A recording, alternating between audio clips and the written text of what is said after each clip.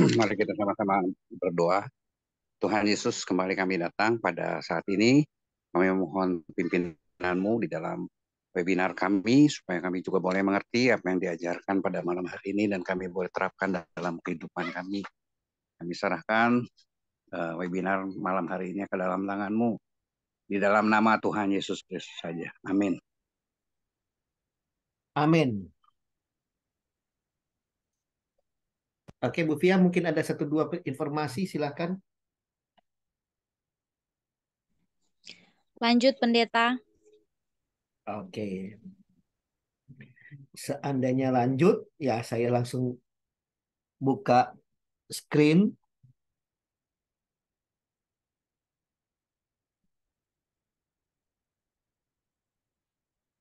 Oke, kita mundur beberapa slide ya, supaya teman-teman yang minggu kelas kemarin, kelas hari apa itu ya? Kelas hari Kamis itu bisa ngikut dari, maksudnya tidak ketinggalan jauh, tidak tertinggal jauh. Oke, saya mau lihat dulu orang-orang yang hadir di ruangan ini. Baru ada Pak Yusak, baru ada Pak Filipus, baru kemudian Pak Yonatan. Tadi saya lihat Dolphy ada masuk, sudah hilang. Jaringan mungkin, Pendeta. Oh gitu. Iya, oke deh kalau begitu. Berarti peserta baru 2 orang ini ya. 3 orang, baru 3 orang. Baru Pak Filipus, baru kemudian Pak Yusak, dan ada juga Pak Yonatan. Mungkin tolong teman-teman yang lain bisa saling call supaya kita bisa jangan terlalu membuang waktu gitu ya. Sebenarnya Siap. sebenarnya berbicara tentang leadership itu berbicara tentang kedisiplinan. Ini dia minta masuk lagi Pak Dolphy, ini dia. Ah, ah. Pak Marlon, bagaimana, ada berita? Belum aktif DP nomor, Pendeta. Oh begitu. Oke. Lalu Pastor Siden ya? Pastor Siten, belum ada informasi juga.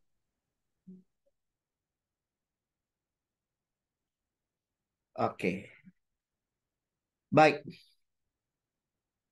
Minggu yang lalu kita sudah bicara tentang bahwa kepemimpinan transformatif itu perubahan itu harus dari pemimpinnya sendiri. Ya.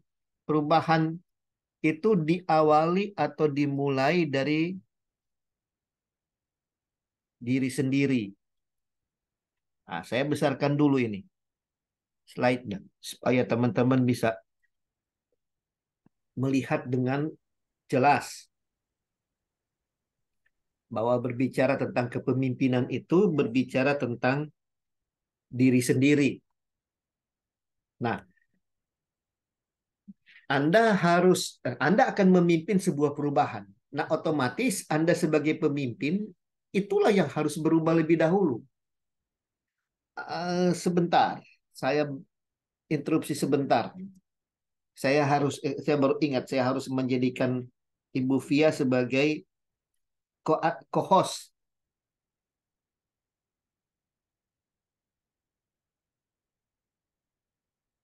Saya jadikan beliau dulu co-host supaya kalau ada yang daftar-daftar baru bisa ini. Ibu Via pakai pakai nama apa? Oh, STTBJ ya, STTBJ Languan ya. Pakai Zoom STBJ. Oke, saya rubah jadi co-host. Mana dia co-host?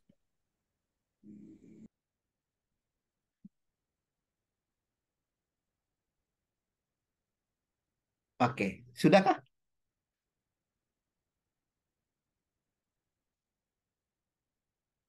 Sudah Iya, co-host ya? sudah. Oke, baik. Supaya kalau ada yang masuk-masuk, saya tidak terganggu.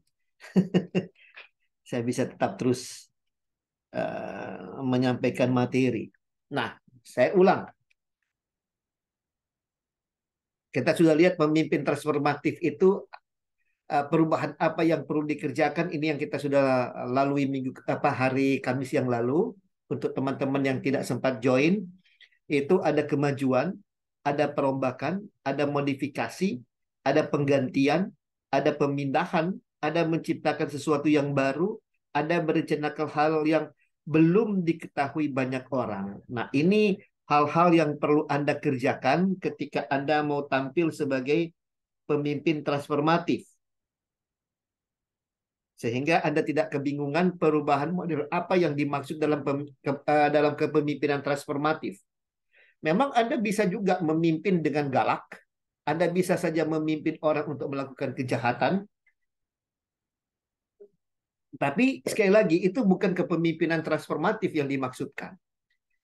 Kepemimpinan transformatif justru ya ketika Anda mampu mengubah komunitas yang dalam tanda petik gangster tadi itu menjadi satu komunitas yang ramah lingkungan. Nah, baru-baru pemerintah kita ikut serta dalam gerakan dunia untuk adanya dunia yang ramah dengan anak. Gitu. Ya, ramah anak. Nah, bagaimana kita bisa menciptakan itu? Makanya ada sekolah ramah anak, bahkan belakangan muncul di kalangan gereja ramah anak. Nah, itu adalah salah satu bagian atau peranan penting yang bisa dilakukan oleh pemimpin gereja sebagai pemimpin transformatif. Bagaimana menjadikan gereja itu ramah anak. Saya ambil contoh. Pada satu sisi, upaya beberapa gereja yang memisahkan antara ibadah orang dewasa dan ibadah anak-anak itu memang pada satu sisi baik.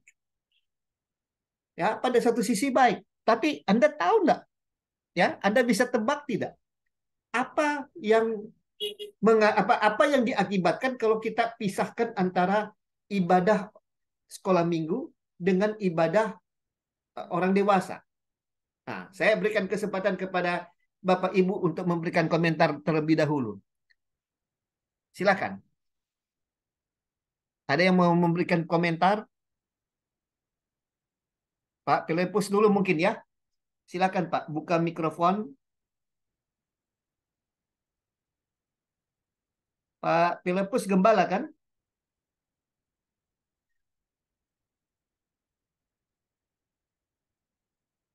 Oke, silakan Pak. Buka mikrofonnya dengan kameranya Pak Filipus.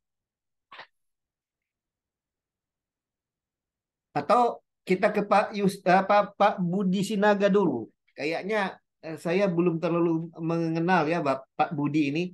Mungkin boleh open mic dan open. Oh sudah ya. Kita sudah Halo pernah. Pak, Silakan ya Pak. kalau ibadah anak dibedakan dengan ibadah orang dewasa Mm-mm. itu lebih tailor made ya, artinya dalam tata ibadahnya itu dibuat sedemikian rupa sehingga disesuaikan dengan audiensnya anak-anak. Dengan demikian anak tersebut lebih gampang menangkap maksud dari firman yang akan disampaikan. Begitu Pak. Tapi kira-kira ada dampak tidak? Ada dampak bagi gereja tidak? Khususnya dampak negatif. Kalau ada pemisahan, itu kan Bapak berbicara dari dampak positifnya. Kalau dampak negatif saya belum mengetahui Pak Oh, oke, sejauh ini. oke. Oke, baik, baik kalau begitu. Siapalah yang gembala-gembala di sini? Yang sudah mengembalakan maksud saya. Apakah gembala full atau wakil gembala? No problem.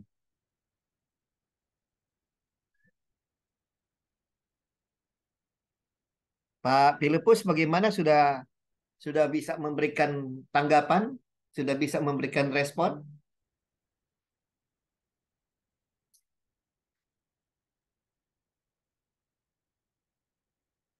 Nah, siapa yang di kelas ini yang sekarang berkecimpung sebagai guru sekolah minggu? Ada? Ya. Iya, saya pendeta. Oh iya, silakan, silakan kalau begitu.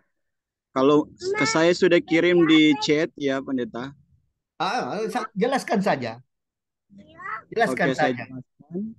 Yang terjadi adalah orang tua terganggu dengan anak sehingga menjadi tak fokus untuk mendengarkan kebenaran firman Tuhan. Oh iya, itu dampak positif daripada dampak positif daripada ibadah kalau dipisah. Ada lagi yang lain? Mari coba berpikir ya. Untuk Pastor Seaton yang baru join, saya lagi coba mengangkat apa dampak daripada ibadah kita yang memisahkan antara ibadah orang dewasa dan ibadah anak-anak sekolah minggu. Apa dampak? Khususnya dampak negatif. Kalau di Sabah bagaimana? Apa ibadahnya menjadi satu atau ibadah sekolah minggu ketika mau khotbah ibadah sekolah minggu ditaruh di tempat lain, di ruangan lain maksud saya. Oh ya, selamat malam Pastor. Sore karena ada lambat sedikit, jadi kami ya Silakan, silakan. ya oke baik, terima kasih. Kalau di Sabah di Kota Kinabalu khususnya Hmm? kita kita memang mengadakan ibadah yang berasingan lah. Jadi kita ada satu tempat untuk anak-anak kid dan ada tempat khusus untuk orang-orang dewasa. Ya, Hmm. itu yang kita lakukan. Tapi kalau dampak negatifnya, em, yang baiknya banyak. Tapi kalau negatifnya, negatifnya hanya kadang-kadang yang saya dapat perhatikan daripada bila kami ada pertemuan dengan tim pastoral, jadi karena kita ada pastor kid yang khususnya mengembalakan kid. Dan memang pastor kidnya memang selalu mengadakan pertemuan dengan semua guru-guru kids. Nah, apabila kita tim pastoral membahas tentang KPI ataupun prestasi daripada semua pelayanan departemen-departemen yang ada, jadi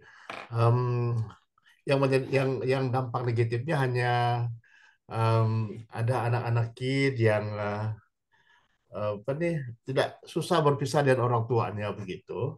Nah, itu yang menjadi kendala mereka. Bukan bukan serius lah, tapi itu memberikan dampak karena ada bukan saja anak-anak kid yang dalam usia yang masih yang kecil, tapi yang di bawah yang terlalu manja dengan orang tuanya, ya kadang-kadang memberikan dampak yang negatif juga buat buat guru-guru di sana. Dan ada juga yang kalau sudah terpisah daripada orang tua dan ibadah di terpisah daripada orang tua, kadang-kadang menurut mereka selain anak-anak terlalu manja tidak berpisah dengan orang tua, dan anak-anak kata mereka em, bila bila terlalu agresif dan coba diamankan dengan cara yang baik juga, jadi mereka nangis, dan bila menangis keluar daripada apa ini ruangan, em, lalu pergi gereja begitu. Atau orang tuanya, ya ada beberapa lagi lah. Eh, itu yang agak ketara lah. Oke, Ya, baik. oke. Terima kasih, Pastor. Pak Yusak, mungkin ada memberikan tanggapan. Apa kira-kira jeleknya atau kurangnya kalau anak-anak ibadahnya dipisah dengan orang dewasa? Silakan. Ya, memang sampai saat ini saya sih tetap ya kadang melihat sisi positifnya, kadang-kadang memang diperlukan pemisahan-pemisahan supaya pengajarannya bisa cocok gitu dengan masing-masing atau usia gitu, masing-masing usia, masing-masing dunianya. Tetapi memang saya pernah membaca satu buku yaitu Jangan ke Gereja. Nah, ternyata di sana dikatakan pemisahan itu tidak baik. kayak di keluarga itu kan kalau makan bersama anak-anak itu kan lebih baik. Jadi tidak, mereka itu belajarlah cara menghargai orang tua yang lainnya, bagaimana bergaul juga si orang tuanya sendiri terhadap anak-anak yang lain dan sebagainya. Jadi mereka melihat kehidupan yang nyata gitu. Nah, kalau dipisahkan mereka seolah ya di apa namanya disisihkan tersendiri gitu. Itu jeleknya gitu. Jadi tidak ada kebersamaan di dalam satu keluarga, sedangkan gereja bermula dari keluarga Ya. gitu. Iya. Begitu mungkin Pak. Betul, betul, betul. Baik, terima kasih, terima kasih. Nah, ini yang seringkali diabaikan oleh, minta maaf, oleh teman-teman gembala. Seakan-akan kita terlampau mengeksklusifkan orang dewasa, jangan diganggu, jangan diapa-apain, tapi tanpa disadar sebenarnya ada cukup banyak anak yang bermasalah ketika mereka ada dalam usia pubertas. Ketika mereka ada di usia peralihan dari kanak-kanak ke dewasa, mereka karena sudah terbiasa dipisahkan, maka perhatikan, di masa itu mereka sudah malu untuk masuk sekolah minggu. Karena mereka pikir sekolah minggu itu kelasnya adik-adik. Ya, adik-adik mereka, dan mereka merasa oh, levelnya mereka sudah lewat. Sementara memasuk ibadah dewasa, mereka menganggap masih terlalu muda. Nah, di sini yang seringkali terjadi gap. Akibatnya, ya ini yang tadi sempat diutarakan oleh Pak Yusak. Ya, ini yang dampak negatifnya yang saya maksudkan adalah ketika anak-anak muda itu mau masuk dalam usia pubertas, maka mereka akan cenderung untuk menolak ke gereja. Nah, perhatikan, kalau ini diabaikan oleh gereja, diabaikan pula oleh orang tua, maka ini mereka tidak akan masuk gereja. Nah, makanya banyak di antara gereja-gereja kita, kalau kita perhatikan, agak sulit sekali kita memasuki yang namanya dunia anak muda. Entah itu tunas remaja, entah itu apa teens ya, kalau di dalam istilah bahasa Inggris, atau mungkin apa ya, yang younger kah apa namanya itu dia, oke ya, perhatikan di sini itu mereka kecenderungan hilang dari gereja. Nah, kalau itu dibiarkan, maka kita akan kehilangan generasi. Itu persoalannya, kita akan kehilangan generasi, gereja tidak menyadari. Nah, makanya beberapa gereja lalu mulai menerapkan gereja ramah anak gitu ya. Jadi dipikirkan kembali bagaimana supaya ibadah itu anak-anak tetap bisa ikut tetapi tidak mengacaukan konsentrasi orang tua. Itu memang perlu pemikiran yang luar biasa gitu ya. Nah, di sini ada beberapa anak-anak muda yang saya perhatikan. Tadi Dolphy sudah memberikan pendapat. Sekarang bagaimana Ibu Via dan Nisan? Juga Yonatan. Silakan. Siapa duluan yang mau ini? Yang mau bicara? Silakan anak-anak muda, saya berikan kesempatan. Nah, dimulai dulu dari Yonatan dulu deh kalau begitu. Silakan buka mikrofon dan sampaikanlah pendapatmu. Halo Pak, Ya, silakan, silakan. kurasa Pak ada kedua-duanya, ada juga Pak dampak positif dan negatif Pak. Betul, betul, betul. Betul. Jadi kalau kalau dampak negatifnya juga kalau anak-anak itu digabungkan dalam ibadah dewasa, bisa saja Pak di dalam pelayanan firman Tuhan itu kan kurang kurang mereka mengerti gitu Pak, karena Betul, bahasa teologinya juga uh, betul, susah betul, mereka mengerti Pak. betul, Tapi betul. ada juga dampak positifnya. Kalau dampak positifnya ya mereka itu lebih apa namanya, lebih dihargai gitu Pak, dihormati walaupun mereka sebagai anak bisa juga bersama-sama. Dan juga mengajar mereka juga di dalam satu keluarga itu Pak. Uh, uh, Kemudian kalau sekolah minggu ya pengajarannya memang cepat juga Pak, tapi apa namanya, sama seperti Bapak bilang tadi ya, kalau kalau contohnya terjadi apa dari sekolah minggu ke remaja atau muda-mudi, sepertinya agak gimana Pak ya, agak agak beradaptasi, berinteraksi juga Pak mereka kan, karena selama ini mereka jarang gitu Pak, apa satu dari satu apa satu ibadah gitu Pak. Oke, Nah, baik. Terima kasih, Jonathan. Nisan bagaimana? Nanti terakhir Ibu Admin. Nisan ikut, silakan.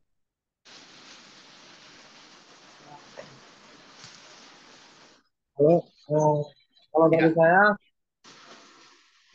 kedengaran Kak? ya, Soalnya ya, di ya, sini terdengar. Terdengar, terdengar. Silakan, lanjut. kalau dari saya apa anak-anak dipisahkan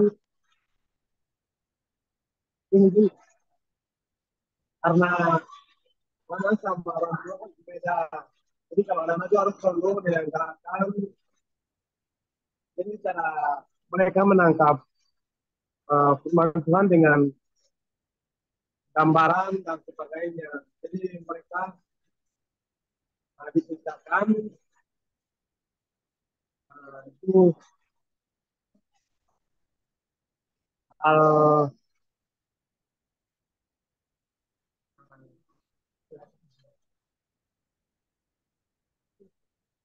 dipisahkan mereka. Jadi apa kedengaran?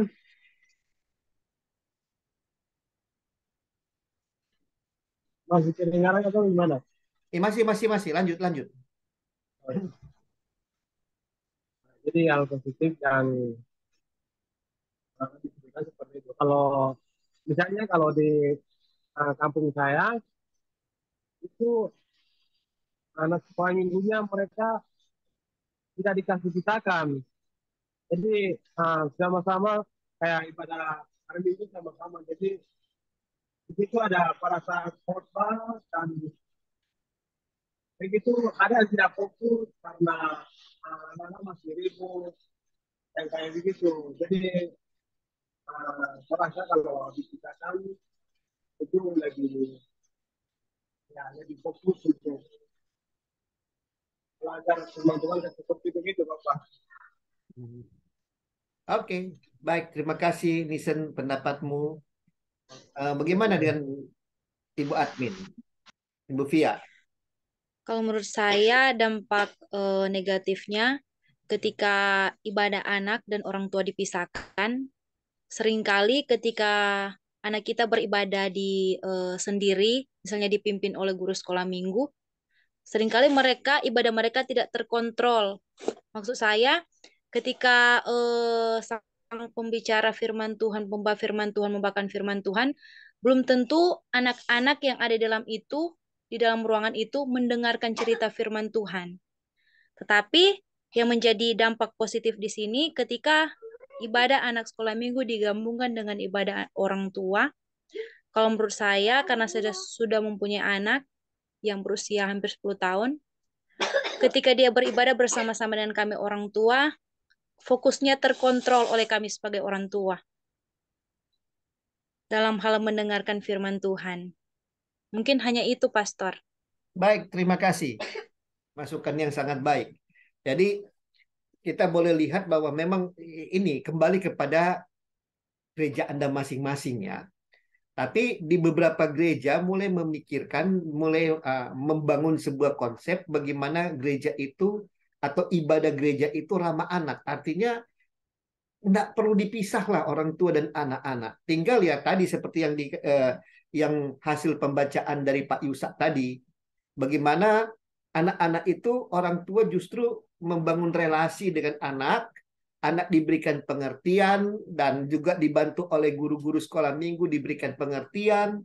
Nah, sehingga sekolah minggu itu memang ada kelasnya sendiri, ada jam ibadahnya sendiri. Tetapi pada ibadah raya ya, ibadah raya kita ya, itu tetap ibadahnya gabung sama-sama.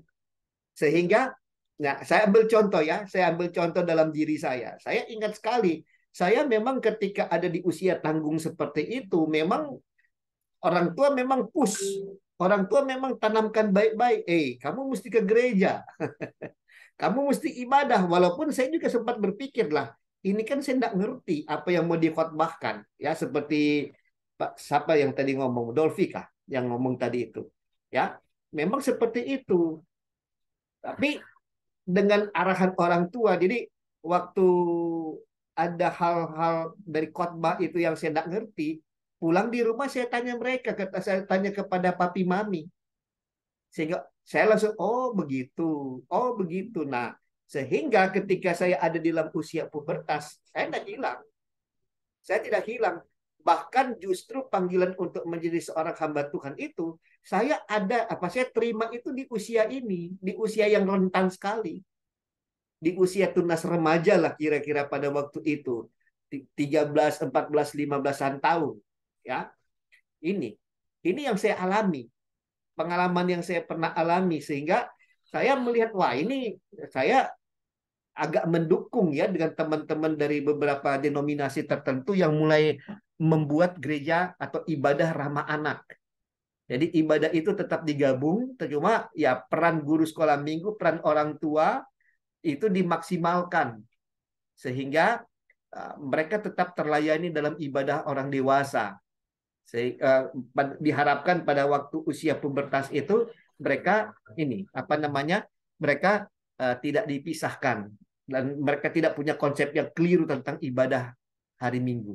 Ya, nah sekali lagi, kenapa saya angkat ini menjadi satu diskusi? Karena sebenarnya kalau Anda mau mulai menerapkan yang ibadah ramah anak ini Anda bisa dari situlah Anda bisa mengubah komunitas Anda. Ya, dari situlah Anda bisa membentuk yang namanya kepemimpinan transformatif. Nah, khusus untuk teman-teman yang ada dan melayani di daerah Manado Minahasa, ambil contoh ya, bagaimana Anda bisa mengubah diri Anda untuk menjadi seorang pemimpin transformatif. Oke? Nah, di daerah Manado Minahasa itu, saya kurang tahu kalau di daerah-daerah lain ya, tapi kalau daerah Manado dan Minahasa, itu pernah satu waktu, mungkin dalam satu hari, ya dalam satu kurun waktu tertentu, dari tahun, saya tidak ingat persis, tapi kayaknya sih tahun 80-an sampai 90-an atau awal 2000-an awal, itu di Manado kalau mau dirata-ratakan, ibadah KKR itu dalam satu malam di kota Manado dan Minahasa, mungkin ada 10 atau 15 ibadah KKR yang berlangsung, baik itu di lapangan-lapangan terbuka, di stadion sepak bola, ataukah mungkin di gereja-gereja atau di rumah-rumah. Ada saja 10 sampai 15 KKR berlangsung. Tapi mari perhatikan, apakah itu kemudian menghilangkan dosa yang ada di kota Manado dan Minahasa? Ya, apakah itu menghilangkan dosa? Rasanya tidak.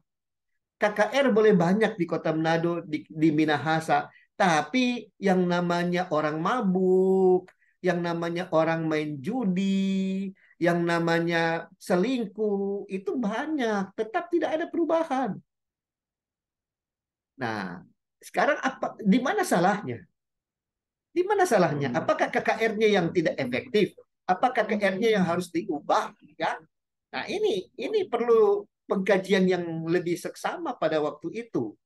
Nah, memang sekarang kalau saya perhatikan tren pelaksanaan ibadah KKR agak sedikit menurun ya di Manado Minahasa, agak sedikit menurun. Mungkin kalaupun ada ya ada di kisaran 8 sampai 10 KKR dalam satu malam. Masih lumayan tinggi, tapi sudah lebih turun daripada beberapa dekade yang lalu pelaksanaan KKR. Tapi mana dampaknya?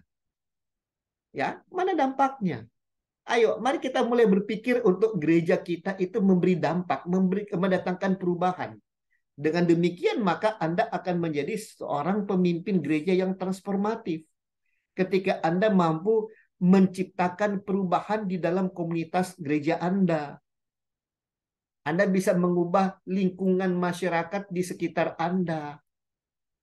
Gitu. Jadi, pengembangan komunitas di sini bukan cuma masalah-masalah yang menyangkut dengan ekonomi, tetapi juga yang menyangkut dengan masalah-masalah sosial yang lain, penyakit-penyakit masyarakat yang lain, itu perlu kita adakan sebuah perubahan, change. Itu ya.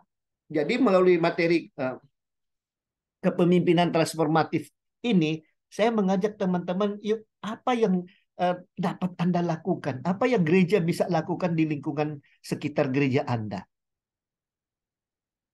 Itu ya. Nah, saya berikan waktu kepada teman-teman semua untuk mulai mencatat. Kira-kira apa-apa lagi yang setelah teman-teman dengar penjelasan tentang kepemimpinan transformatif sampai dengan saat ini, apa lagi yang teman-teman bisa rancangkan untuk diterapkan sehingga perubahan pada masyarakat di sekitar gedung gereja Anda itu bisa terjadi. Ya, perubahan seperti apa dulu yang Anda inginkan, lalu kemudian selain daripada perubahan apa yang Anda inginkan, Anda juga bisa kemudian setelah dapat perubahan model apa yang Anda inginkan, Anda coba lihat kalau begitu apa yang perlu dilakukan.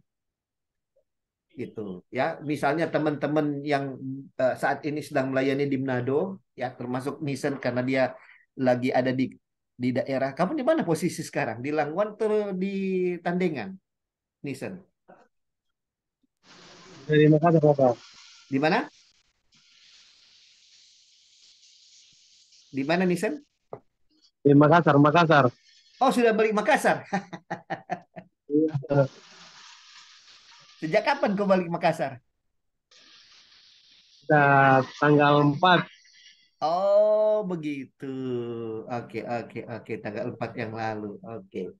Nah, kira-kira saya rasa juga kok kondisinya Manado dengan Papua kan tidak beda-beda jauh amat.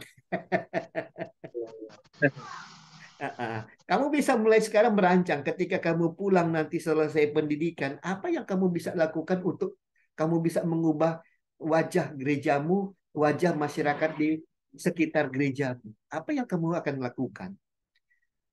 Ide apa, usulan apa yang akan kamu bawa kepada gembalamu di sana?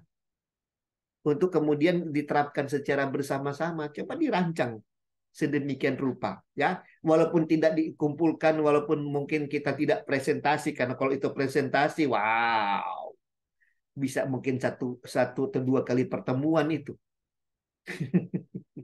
Ya, nah mungkin Anda bisa coret-coret apa-apa yang kira-kira Anda bisa lakukan sambil Anda menyimak pelajaran yang disampaikan gitu. Maksudnya apa? Supaya memang kelas ini juga memberikan dampak.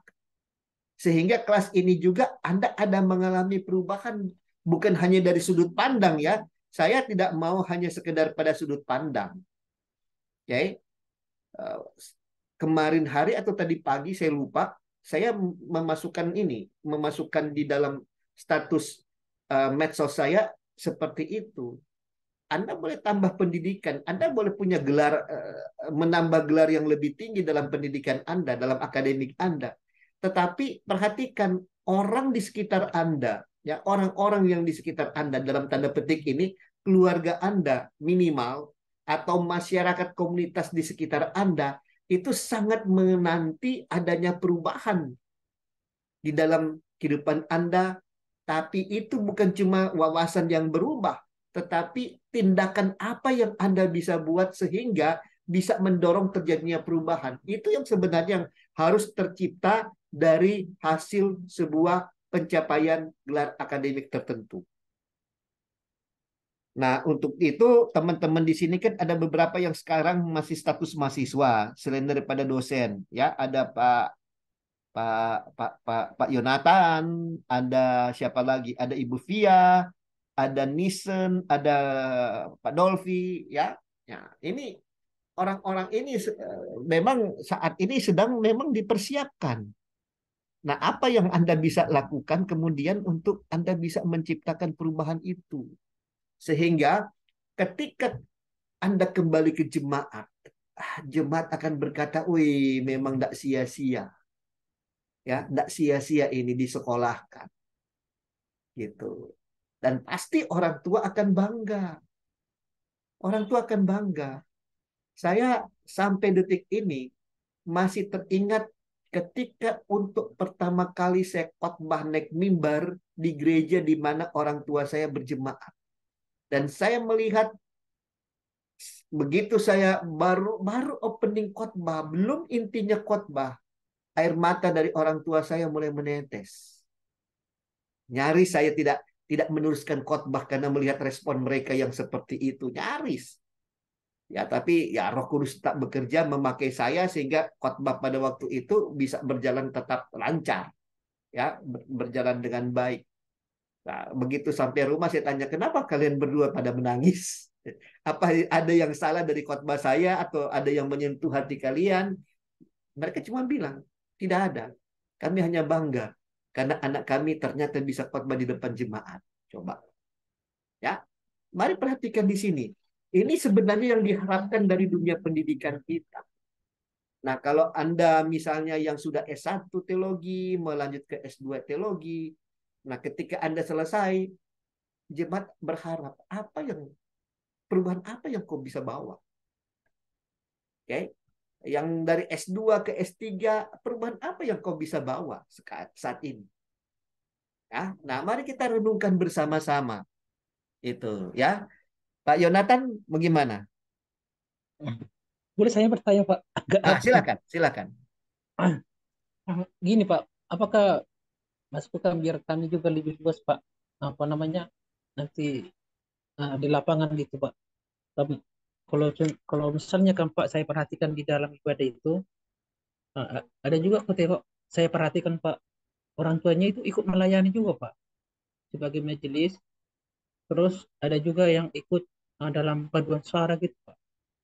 Terus kalau seperti metode yang Bapak katakan tadi ya digabungkan orang tua dengan anak, kira-kira Pak, biar kami nanti bisa apa namanya bisa menjadi salah satu contoh model pelayanan gitu Pak. Kira-kira model yang seperti apa nih Pak? Kalau seperti itu Pak, apanya? Mungkin lebih menarik kalau Pak Yonatan coba searching di Google gereja apa atau ibadah gereja beramah anak. Lalu kemudian coba bandingkan apa yang terjadi di gereja yang menerapkan ibadah ramah anak dengan gereja yang memang masih memisahkan antara ibadah dewasa dan ibadah anak. Mungkin bisa coba searching Google sehingga bisa bisa lebih meresapi gitu apa yang saya jelaskan tadi. Gitu. Boleh? Ya Pak, saya ucap. Coba dicoba dulu. Kalau memang tidak dapat, nanti saya coba bantu nanti kalau di kelas berikut ya. Tapi coba dulu, searching Google dulu. Oke, baik. Pastor Sony yang baru join, mungkin ada sedikit pendapat bagaimana atau perubahan apa yang Bapak ingin terapkan dalam pelayanan di gereja. Halo Mbak, selamat malam. Ya, silakan. Kalau perubahan mungkin yang kan dari kebetulan masa transisi dari pengembalaan papa ke saya, mungkin yang saya bisa lakukan di generasi ini ya, khususnya di range umur saya ya berarti mungkin lebih belajar lebih inovatif dari apa yang kurang dari pemimpin kita yang lama, kita mau tambah. Jadi pasti ada survei-survei yang kita lakukan lah secara pribadi dan menyeluruh gitu Pak. Jadi apa yang kurang, khususnya kalau sekarang yang menjadi kenyataan, dulu di gereja kami selama 18 tahun tuh agak kurang di pengajaran. Jadi saya yang bisa, apa yang saya tahu, apa yang saya punya, itu yang saya bisa jadikan tambahan, khususnya di bagian pengajaran dan pemuritan gitu. Jadi kalau dulu agak kurang, biasanya kalau udah ibadah kita kurang ada kelas kan, Bible study segala macam, itu sudah mulai saya adakan gitu Pak. Jadi dulu cuma andalannya seminar hidup baru dalam roh, baptisan air, dah tidak ada Bible class lagi. Sekarang saya mulai tambah kayak ada Bible class, mulai belajar tentang Pancasila dan lain sebagainya lah Pak, dasar-dasar kekristenan. Jadi untuk build, untuk bangun dasar-dasar iman, jemaat dan pekerja. Jadi itulah Pak, perubahan kalau bicara tentang perubahan, ya itu yang saya sudah sedang lakukan sampai saat ini. Itu aja Pak. Baik, baik. Itu mungkin perubahan-perubahan itu tidak terlalu kasat mata kalau di komunitas. itu mungkin akan kasat mata bagi internal gereja. Nah, sekarang Oh iya. untuk masyarakat yang ada di sekitar gereja, kira-kira apa yang Bapak sedang pikirkan untuk Oh, sorry Pak, soal tadi kan nggak nyimak dari awal ya Pak. ya, silakan lanjut. Jadi pertanyaannya untuk masyarakat ya. Betul, betul. Selama ini kalau perubahan ya apa ya Pak? Mungkin lebih lebih kepada mungkin kalau saya bilang tuh meningkatkan kepedulian kita kepada jemaat. Jadi hubungannya itu nggak cuma ibadah selesai pulang, tapi ada follow up-nya lagi. Mungkin lebih kita bangun kekeluargaan lagi. Kalau di dalam lingkup jemaat lah Pak. Cuma kalau di luar komunitas saya masih belum dapatkan touch dari, saya belum terlalu on point dengan pertanyaannya sih Pak. Kan tadi kan nggak sempat ngikutin dari awal, jadi masih ngambang nih Pak untuk pertanyaannya ke arah kemana gitu Pak, Oke. detailnya gitu. Iya. Baik. Mungkin bisa sambil dipikirkan apa-apa yang bisa dikerjakan sehingga kehadiran gereja itu bisa membawa dampak bagi komunitas Oh di sekitar. ya, nanti saya sambil dipikirkan ya Pak. Betul. Baik. Pak Johan, bagaimana Pak Johan Musali? Pak Dokter kalau tidak salah ya.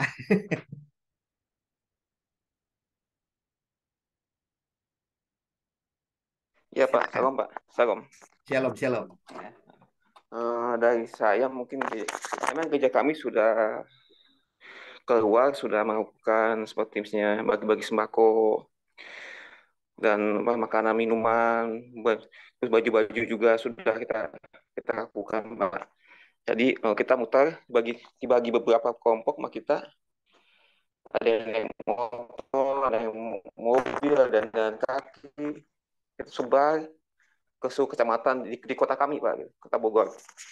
Jadi kita bagikan mereka, kita melibatkan anak sekolah minggu, kaum muda, kaum bapak dan kaum wanita seperti itu Pak. Berjalan. Tapi mungkin untuk kedepannya kita akan menambah lagi Pak. Ke depan bukan hanya bagi sembako saja, tapi kita juga ikut aktif dalam kegiatan lingkungan sekitar gereja kami Pak. Seperti baksos, bakti sosial, ya, Pak. Kemudian juga Jumat bersih, ya, gitu Pak. Sehingga kerja bakti seperti itu. Mungkin ke depan ke sana. Jadi lebih mendekati ke masyarakat sekitar gereja. Mungkin seperti itu Pak. Mungkin program berikutnya. Terima kasih Pak. Oke, kalau begitu apa yang Bapak lihat menjadi masalah masyarakat yang ada di sekitar gereja yang di Bogor itu? Apa yang perlu dibantu dari gereja? Selain daripada bakti sosial, apalagi yang bisa dibantu? Mungkin dari dari itu saja mungkin Pak yang mungkin bisa saya lihat Pak itu. Oke, baik. Nanti saya yakin seiring dengan Bapak mulai menerapkan materi pelajaran ini ke dalam pelayanan gereja, saya pikir Roh Kudus akan semakin membukakan mata. Oh, ini kebutuhan ini yang jemaat perlu dukung untuk masyarakat. Iya Pak, terima kasih Pak. Baik, terima kasih. Oke, baik, saya lanjutkan share screen ya, supaya kita bisa terus melangkah lebih jauh lagi. Sebentar, ini laptop lama, jadi rada-rada lelet kalau mau pergantian atau pemberian perintah-perintah agak lelet-lelet sedikit.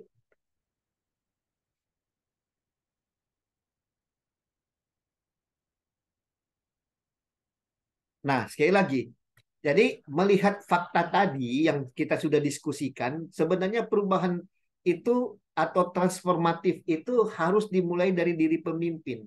Diri pemimpin dulu melihat, oh ternyata saya masih kurang di sini. Masyarakat juga ada kekurangan yang sama. Karena perhatikan, seringkali kita sebagai hamba Tuhan melihat bahwa ya memang betul itu masyarakat di sekitar gereja kami butuhkan. Tetapi saya juga lemah di situ. Seringkali akan muncul apa maksudnya pengalaman seperti itu akan muncul loh. Gitu. Semisal Oke, semisal Anda perhatikan, ini ternyata masyarakat di sekitar gereja kami ini masih dari segi ekonomi menengah ke bawah. Tapi setelah Anda pelajari, menengah ke bawah ini bukan karena sumber daya alam atau sumber daya manusianya tidak mampu, tapi justru ada pada mentalitas. Ya, minta maaf untuk teman-teman yang ada di Indonesia bagian timur, ini memang masalah utama. Kemiskinan itu bukan karena faktor tidak ada duit. Kemiskinan itu ada pada mentalitas. Mentalitas miskin. Di mana orang-orang suka sekali kalau dipandang miskin. Suka sekali. Dan minta maaf, ada cukup banyak pendeta-pendeta yang memang, atau hamba-hamba Tuhan yang masih punya mentalitas miskin. Semisal ya, saya ambil contoh langsung. Mudah-mudahan beberapa di antara Anda mungkin akan tersinggung. Kalau Anda tersinggung lebih bagus. Supaya apa? Supaya bisa bertobat. Itu maksud saya. Kalau Anda tersinggung, Anda bertobat. Bukan Anda marahi saya. Ya, ambil contoh. Bagaimana sikap pendeta ketika ada jemaatnya punya usaha? Ya, enggak usah yang mahal-mahal lah. Misalnya ada jemaat yang jualan ini, jualan ayam lalapan misalnya. Dan Anda makan di sana. Coba. Ya, masih cukup banyak pendeta-pendeta yang punya mentalitas mudah-mudahan kalau jemaat saya jualan ayam, misalnya ayam lalapan itu satu porsi 20.000, mudah-mudahan kalau saya makan dia kasih 15.000 harganya. Atau kalau bisa 10.000. Dan lebih bisa lagi kalau jemaat saya, Pak Pendeta nggak usah bayar. Ya, seringkali kita minta maaf loh, itu mentalitas-mentalitas seperti itu yang perlu diubahkan. Mengapa perlu diubahkan? Mari perhatikan di sini. Kalau Anda punya mentalitas seperti itu, Anda mengharapkan diskon, Anda mengharapkan harga khusus, apalagi kalau Anda mengharapkan gratisan, coba perhatikan, income jemaat dari mana coba? Income jemaat itu dari mana? Pendapatan jemaat itu dari mana? Ya dari hasil jual ayam lalapan itu. Nah, kalau misalnya Anda datang, makan, dan mengharapkan diskon, perhatikan, mengharapkan diskon saja, Anda sudah mengurangi penghasilannya.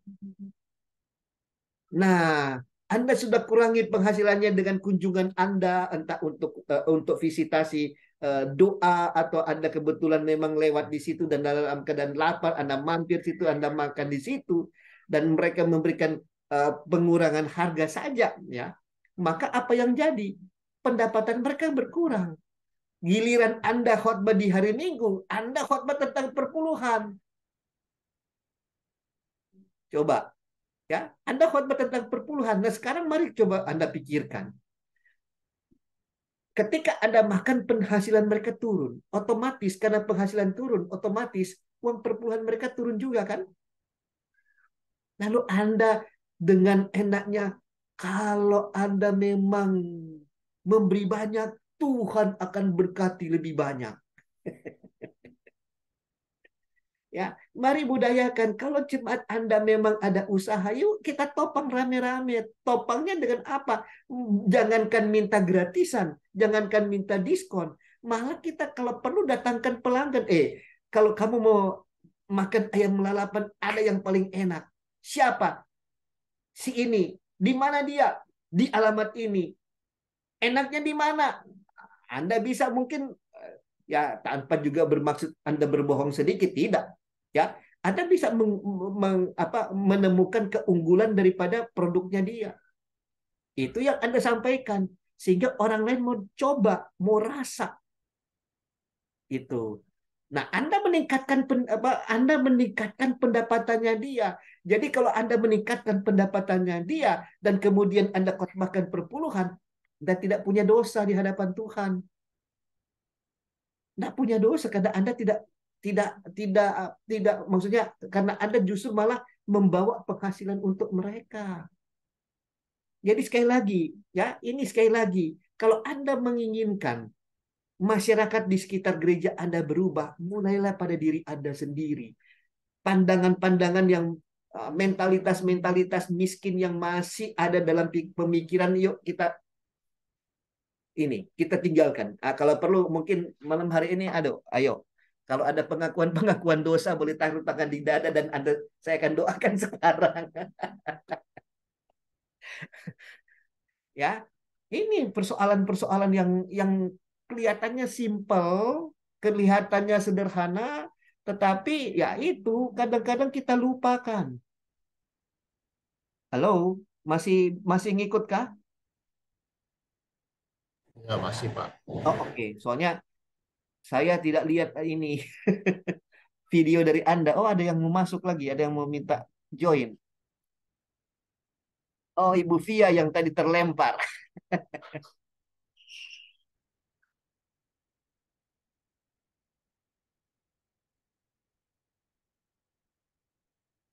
Oke, saya break sebentar karena ada orang masuk rumah dulu ya.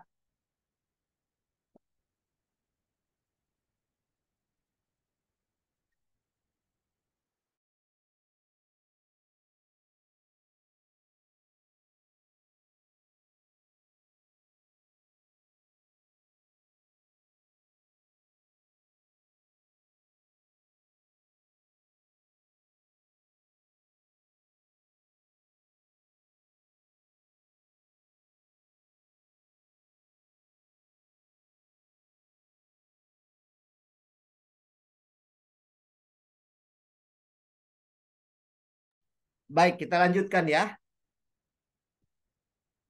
Kita lanjutkan pelajaran kita. Jadi, mari kita perhatikan di sini. Ini sebenarnya yang perlu menjadi perhatian kita di dalam hal kita melakukan perubahan. Perubahan itu harus diawali dari kita sebagai pemimpin. Kenapa?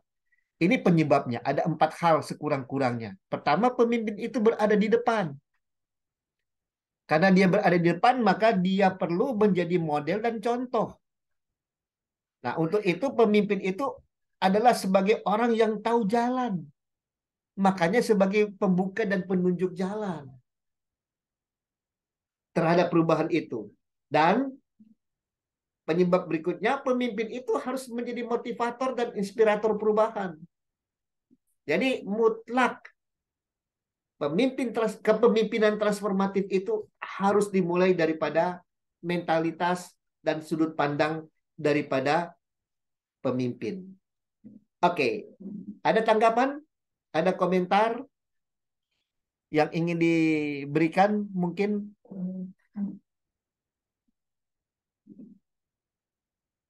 Ada yang mau berkomentar?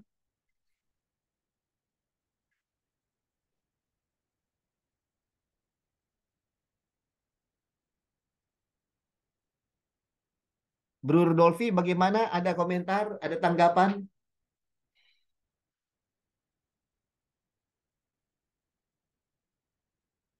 Atau Pak Yonatan? Iya, Pak. Ya, silakan. Ada komentar atau tanggapan atau pertanyaan? Ya, pertanyaan dulu, Pak, karena masih susah. Eh, Gini, Pak, tadi kan Bapak katakan tuh pemimpin itu harus tahu jalan gitu, Pak. Betul.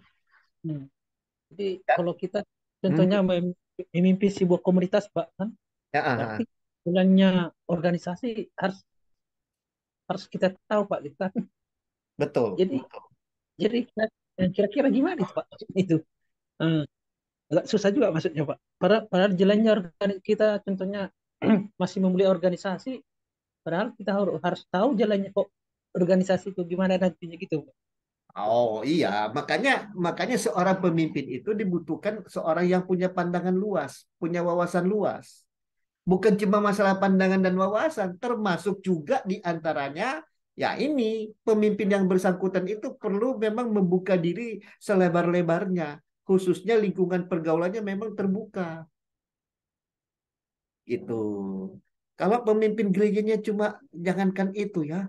Kadang-kadang kita menemukan pemimpin gereja ada organisasi apa yang mempersatukan para pendeta di di daerahnya nggak pernah ikut. Ya, jangankan itu, kadang-kadang pendetanya juga ada meeting wilayah, ada meeting sinode di gerejanya sendiri. Kadang-kadang juga ditemukan ogah-ogahan, gitu. Ya, ini sebenarnya yang kemudian akan membuat si pemimpin gereja itu seperti jago kandang. Kelihatannya jago, tapi yang betul jago, tapi cuma di kandangnya doang.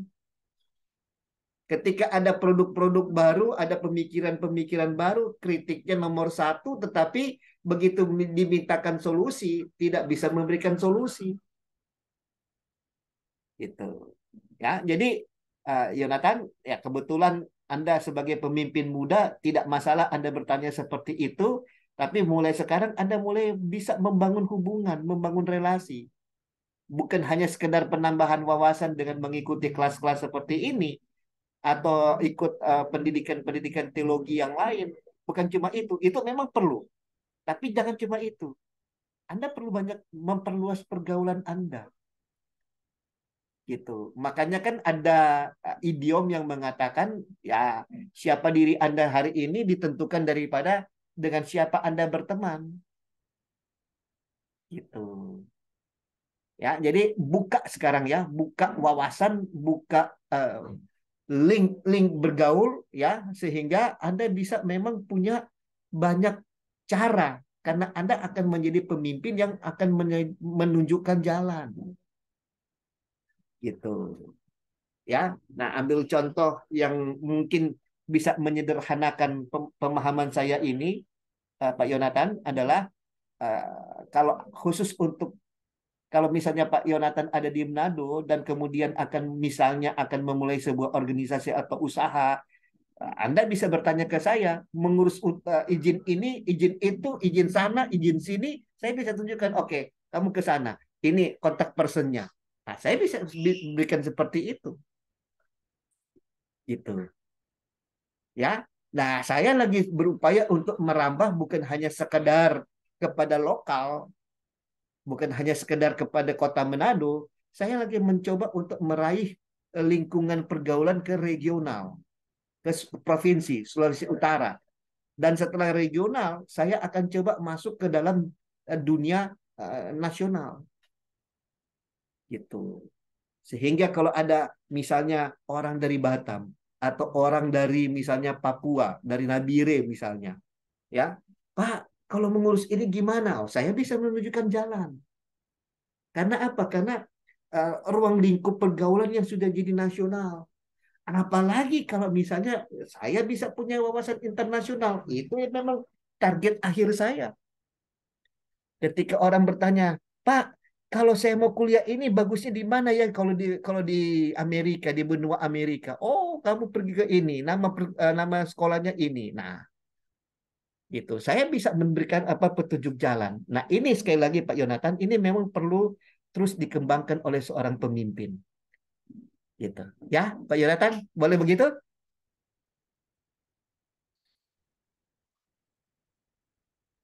Oke. Iya Pak, ya. Baik, baik. Ada lagi yang mau memberikan tanggapan atau komentar atau pertanyaan? Atau Pastor Sitten juga mau membagikan pengalaman-pengalaman dalam pengembangan komunitas yang ada di apa Kinibalu khususnya? Silakan Pak Pastor, kalau ada yang mau di-sharingkan. Ya, khususnya dalam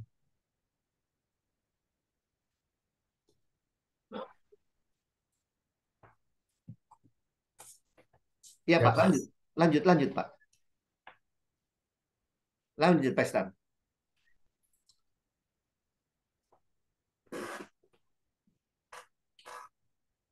ya untuk kali ini teruskan dulu Pak.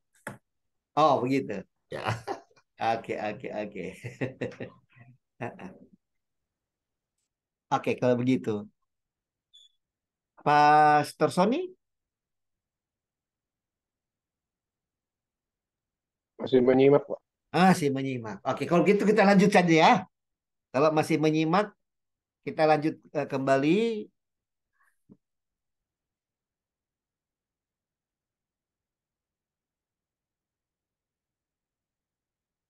Saat ini kita coba berbicara tentang kepemimpinan transformatif dan pengembangan komunitas dulu. Ya mudah-mudahan kita bisa uber sampai boleh masuk ke dalam kepemimpinan atau yang saya katakan di grup itu apa namanya, leaderpreneurship. Tapi sebelum itu fondasinya di sini dulu, kepemimpinan transformatif dan pengembangan komunitas. Nah, hari Kamis kemarin juga saya sudah berbicara tentang pengertian pengembangan komunitas. Ada 2 macam perubahan dalam pengembangan komunitas menurut T.R. Beaton. Yang pertama, perbaikan lingkungan. Nah, ini yang tadi coba diangkat oleh Dr.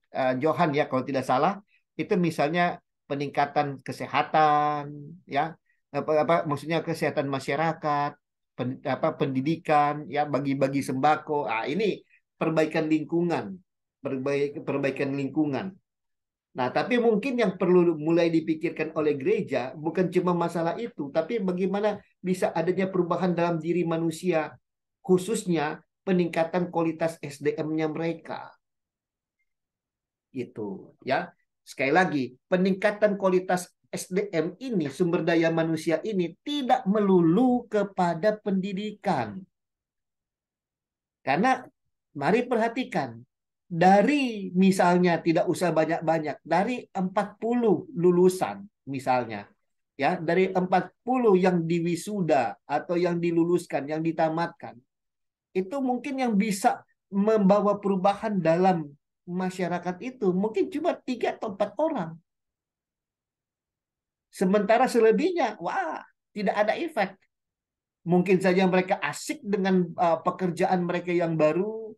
Mungkin mereka asik karena sudah langsung mendapatkan jabatan-jabatan tertentu di kantor mereka, di perusahaan yang mereka masuk kerja atau apapun, ya, tapi tidak sama sekali tidak memberikan dampak apapun. Kadang-kadang juga kita lihat perubahan itu, peningkatan kualitas itu tidak terasa oleh keluarga yang bersangkutan. Tidak terasa. Nah, karena itu mari kita coba mulai buktikan bahwa pendidikan yang kita tempuh itu memang betul-betul punya kualitas. Bisa nampak kualitas dalam diri kita dari hasil pendidikan yang kita tempuh. Nah, ini yang coba diutarakan oleh T.R. Beaton yang kiranya boleh memberikan kepada kita wawasan tentang apa itu pengembangan komunitas.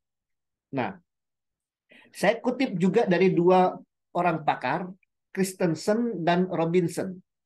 Mereka berkata bahwa pengembangan komunitas ialah proses melakukan perubahan dan mencari solusi yang dilakukan sebuah kelompok masyarakat secara kolektif atas sebuah masalah yang dihadapi bersama. Jadi, pengembangan komunitas itu adalah proses melakukan perubahan. Perubahan itu terwujud dalam solusi. Solusi terhadap apa? Solusi terhadap masalah yang dihadapi bersama oleh kelompok masyarakat tertentu. Jadi sekali lagi, Anda tidak bisa menjadi pemimpin transformatif dalam hal Anda pengembangan komunitas kalau Anda tidak mengenal komunitas di sekitar Anda. Apa masalah mereka, apa pergumulan mereka, apa kebutuhan mereka, apa mimpi mereka. Kita tidak paham. Makanya banyak sekali kita temukan gereja-gereja menjadi asing di lingkungannya. Anda boleh berkata, oh saya punya jemaat kan penduduk asli, penduduk setempat. Iya, tetapi Anda membawa penduduk setempat itu kepada dunia yang berbeda. Dari segi eklesia betul, ya, Anda memang sudah bisa menarik orang dari dunia kegelapan. Tapi perhatikan, ya, Anda tarik dari dunia kegelapan kepada terang Tuhan yang ajaib. Tapi Anda agak mengabaikan proses sebaliknya. Orang-orang yang telah dipanggil keluar dari kegelapan itu kepada terang Tuhan yang ajaib itu, Tuhan kembalikan lagi untuk masuk kembali ke dalam dunia yang gelap. Tapi bukan untuk menjadi pelaku-pelaku dosa, tidak. justru membawa perubahan, membuat orang-orang itu berubah, membuat orang-orang setempat itu bertobat. Itu ya. Nah, sehingga di sini sebenarnya yang dimaksud dengan discipleship. Bagaimana Anda mengubah orang-orang lokal, ya, mentalitas orang-orang lokal, kebiasaan-kebiasaan orang-orang lokal yang cenderung kepada dosa dan kejahatan, Anda rubah. Tetapi Anda jangan taruh mereka di populasi yang lain. Anda kembalikan mereka ke populasi. Karena kalau Anda tidak kembalikan ke populasi, bukan namanya pemuritan. Itu bukan pemuritan yang sejati yang Tuhan harapkan.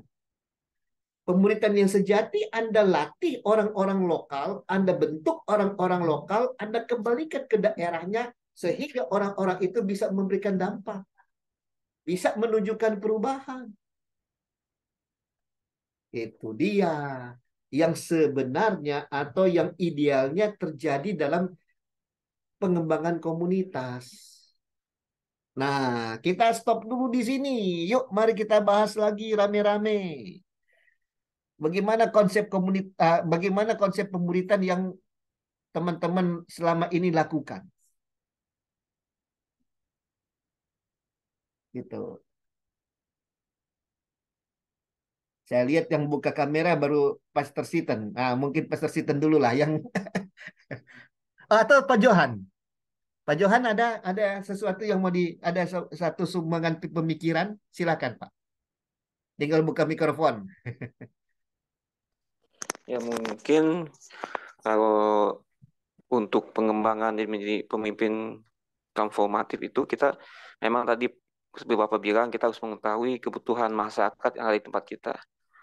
Ya mungkin kita harus bergaul dengan mereka. Apa sih sebenarnya apa yang mereka inginkan, apa yang mereka kurang kebutuhan apa yang mereka inginkan seperti itu ya. Mungkin saya berpemikiran seperti ini. Ada baiknya mungkin kita sebagai gereja membentuk suatu yayasan untuk kebutuhan di mana kan sekarang ini banyak orang yang sakit. Orang sakit itu kadang-kadang nunggak BPJS, nunggak nggak masuk rumah sakit tapi nggak punya biaya. Mungkin kita menghimpun satu yayasan di mana ada gabungan dana untuk dialihkan untuk masyarakat sekitar situ gitu, ngebantu mereka yang sakit untuk pembiayaan kesehatan mereka di rumah sakit seperti itu. Jadi mereka ketika dia sakit sudah ada dana yang kita ada di kita jika mereka membutuhkan seperti itu Pak. Itu mungkin salah satunya Pak. Makasih. Betul, betul. Dan itu memang perlu dilakukan oleh gereja. Setuju Pak? Setuju. Terima kasih Pak Johan. Ada lagi yang lain? Nah, ada lagi yang lain? Oke. Pastor Siten, silakan Pastor. Ya Pak, baik, terima kasih. Saya kongsikan sedikit saja lah. Oke, beberapa. Kalau di tempat kita di Kinabalu di sini, apa yang kita lakukan sebagai gereja Tuhan, sebagai gereja kita memberikan beberapa solusi di dalam beberapa aspek. Yang pertama, kalau kita juga menyediakan, pertama kita menyediakan beasiswa untuk mereka-mereka yang kurang mampu dari segi ekonomi untuk meningkatkan pendidikan mereka, baik yang dia ada di sekolah rendah SD, SMP, SMA ataupun peringkat pengajian tinggi, Pak. Baik itu sekuler maupun di bidang teologi. Jadi setakat ini kalau di bidang sekuler kita membiayai beberapa orang, dan bidang teologi pun kita juga membiayai beberapa orang sampai dari untuk peringkat diploma dan sampai ke peringkat degree. Jadi kemudian selain itu juga kita juga memberikan beberapa solusi, khususnya bagaimana meningkatkan gereja memberikan beberapa pandangan-pandangan motivasi kepada em, kalau di sini kalau kita kerajaan atau di swasta, em, supaya mereka juga bukan tidak berpuas hati dengan sumber pendapatan yang ada, em, baik di swasta ataupun di kata negeri, supaya em, lalu kita gereja melalui beberapa teman-teman kita dalam dunia marketplace yang sukses dalam bidang mereka, memberikan training, tip-tip bagaimana mereka boleh sukses dalam kerjaya mereka, um, dengan peningkatan yang baik itu, baik dari segi ekonomi, boleh mendukung banyak pelayanan Tuhan, dan juga boleh mendukung jemaat-jemaat kita yang memang sangat memerlukan pertolongan dan bantuan begitu. Selain itu juga kita ada badan yang terlibat secara aktif memberikan bantuan kepada mangsa-mangsa, misalnya yang kebakar, rumah terbakar, mengalami runtuhan dan sebagainya. Kita juga ada badan-badan tertentu yang di gereja kita lah. Ya Pak, itu perkongsian dari saya di sini. Baik, terima kasih. Terima kasih Pak. Saya rasa ini sharing yang cukup baik sehingga teman-teman gembala atau wakil-wakil gembala ini bisa punya wawasan yang lebih luas sehingga mereka bisa juga ikut berpikir dan menerapkan di dalam gereja mereka masing-masing. Terima kasih Pak. Sekarang dari Pastor Sitten, sekarang saya kembali kepada ini anak-anak muda. Saya harapkan anak-anak muda sudah, atau mungkin Pastor Sony atau Pak Yusak ada satu dua pemikiran khusus mungkin boleh dimasukkan. Silakan. Belum ada, Pak. Belum ada. Oke. Kalau begitu anak-anak muda dulu ya. Oke. Pak Dolfi, mari Pak Dolfi. Dari apa yang kamu sudah cerna, kamu sudah ini, silakan. Tidak ada Pak, masih mengikuti. Oke, baik. Ya. Baik. Saya ada membaca ada komentar di grup ya.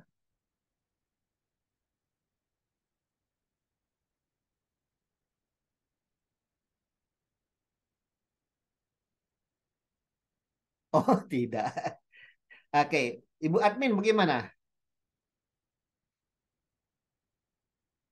Masih mengikuti pendeta. Masih mengikuti. Oke. Ya, kiranya Anda ini bisa memang mencerna, atau dari Yonatan. Mulai terbukakah wawasanmu, Yonatan?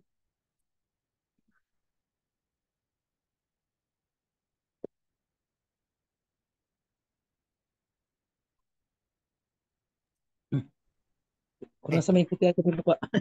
Masih mengikuti. Oke. Baik. Kalau begitu saya lanjut ya dengan materi kita. Oh ya, ini kayaknya sudah sesi terakhir ini sebelum kita diskusi lagi yang terakhir. Oke, kita tinggalkan dulu definisi tentang pengembangan komunitas. Nah, apa tujuan daripada pengembangan komunitas? Supaya teman-teman bisa lebih masuk dan meresapi kenapa Anda harus tampil sebagai pemimpin transformatif. Pertama, tujuan pelaksanaan pengembangan komunitas itu adalah Anda mengadakan pendampingan dan pemberdayaan masyarakat agar mereka bisa mandiri. Ya, terima kasih Dr. Johan tadi sudah memberikan apa yang mereka sudah lakukan dengan pembagian sembako. Tapi mari coba sekarang kita mulai berpikir tentang ini. Bagaimana kita bisa membuat masyarakat sekitar gereja kita itu bisa mandiri. Itu. Ya.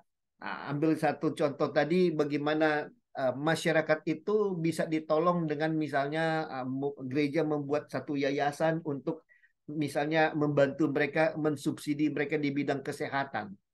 Nah, itu di tahap awal oke. Tapi kemudian setelah kita memberikan pelayanan kesehatan kepada mereka, bagaimana kita bisa mengedukasi dan juga bagaimana kita bisa menginspirasi mereka untuk mereka punya kemampuan untuk bayar BPJS sendiri, ya, punya kemampuan untuk kemudian ya bukan cuma BPJS, tapi bagaimana mereka bisa punya pola hidup sehat misalnya. Itu kan gereja bisa bantu. Gitu. Ya. Ya, kalau kalau misalnya di daerah-daerah tertentu yang mungkin MCK-nya belum terlalu tertata bagus, mungkin gereja bisa peran aktif dalam hal membantu masyarakat untuk punya MCK yang memang betul-betul memiliki persyaratan higienis, persyaratan kesehatan.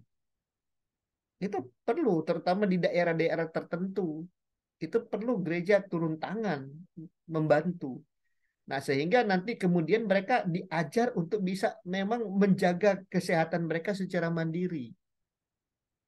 Itu, ya. Karena sekali lagi, masyarakat sejahtera, gereja juga akan ikut sejahtera.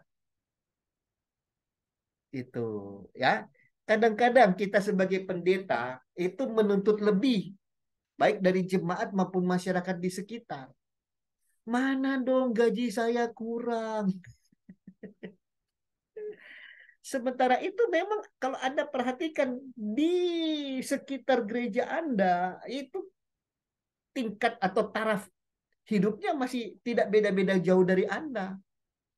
Nah, mari kita mulai berpikir kira-kira sumber daya apa yang ada di sana yang bisa dikembangkan sehingga jemaat dan masyarakat itu bisa mendapatkan kemandirian dalam hidup. Nah, itu tujuan daripada pelaksanaan pengembangan komunitas yang pertama. Yang kedua, memberi kesempatan bagi masyarakat dalam menciptakan masa depan yang lebih baik.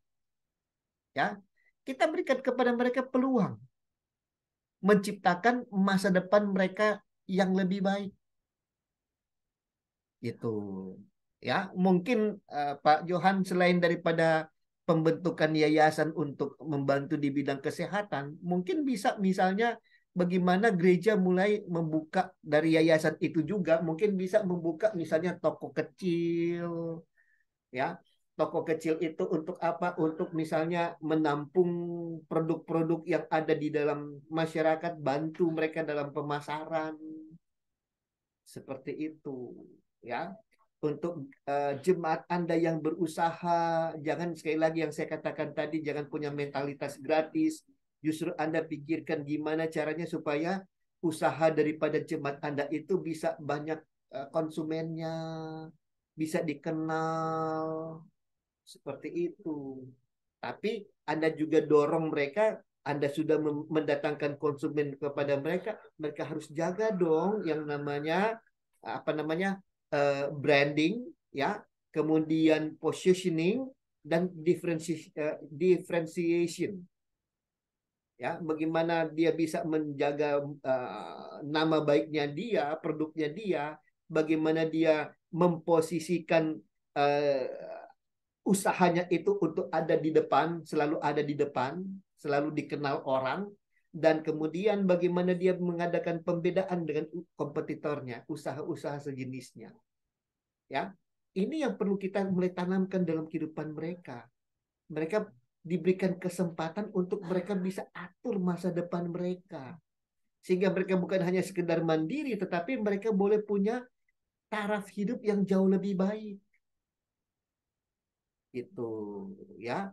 Saya senang sekali misalnya di daerah Minahasa, kalau saya jalan-jalan ada ada desa-desa tertentu, kampung-kampung tertentu, begitu banyaknya gereja masuk mulai, ya, yang tadinya orang Nondo bilang rumah dinding pitate, sekarang sudah minimal batako, ya, dindingnya batako. Ini contoh. Nah, apa sih pitate dalam bahasa Indonesianya? Yang biasa untuk model-model tikar itu loh. Ya, katakanlah dinding-dinding bambu atau dinding-dinding kayu, ya. Saya lihat sekarang mulai mulai meningkat. Mulai ada bangunan dari yang tadinya non permanen jadi semi permanen, lalu meningkat jadi permanen. Itu rumah-rumah masyarakat. Gitu. Ya, jangan sampai terjadi gerejanya keramik, sementara itu rumah daripada masyarakat itu rata-rata masih non permanen. Ya, itu ya. Nah, mari gereja mulai menciptakan memang masyarakat itu punya masa depan yang lebih baik. Gitu. Jadi sekali lagi stop kebiasaan beberapa hamba-hamba Tuhan lain ya, yang ketika ditempatkan di satu daerah yang mungkin kering, yang mungkin minus, lalu kemudian mulai ngomel-ngomel kepada pemimpin sinodenya, pemimpin wilayahnya, mana dong, dong, bantu. Ngapain bantu-bantu? Ngapain Anda minta memelas-memelas? Itu hanya Anda akan menunjukkan kemiskinan Anda sendiri. Anda yang harus berpikir bagaimana caranya keluar daripada belenggu kemiskinan itu. Dan ketika Anda keluar, Anda pasti akan memotivasi. Bukan cuma jemaat, tapi masyarakat di sekitar Anda. Ya. Tujuan yang ketiga, memberi kesempatan kepada masyarakat dalam memiliki pengetahuan, keterampilan, dan kesempatan untuk menentukan masa depan mereka sendiri. Itu. Ya. Ambil contoh menarik ya. Ambil contoh menarik di Manado Minahasa misalnya ya, di Manado Minahasa itu apa namanya, budaya minum cap tikus itu masih ada, dan kecenderungannya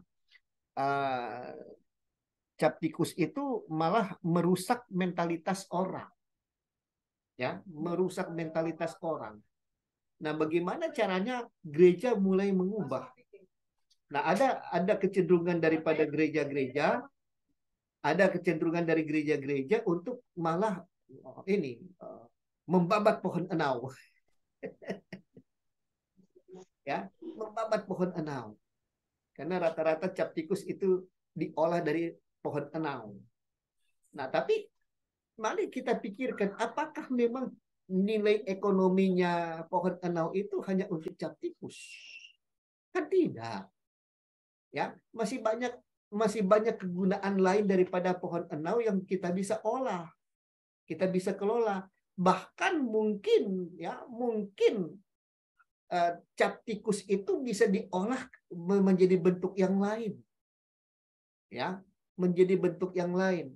Saya teringat saya ada hadiri salah satu kampanye partai dalam pemilu yang lalu, ya.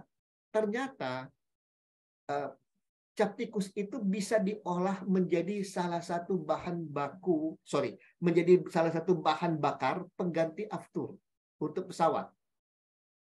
Gitu, bahan bakar untuk pesawat. Nah, ini dia.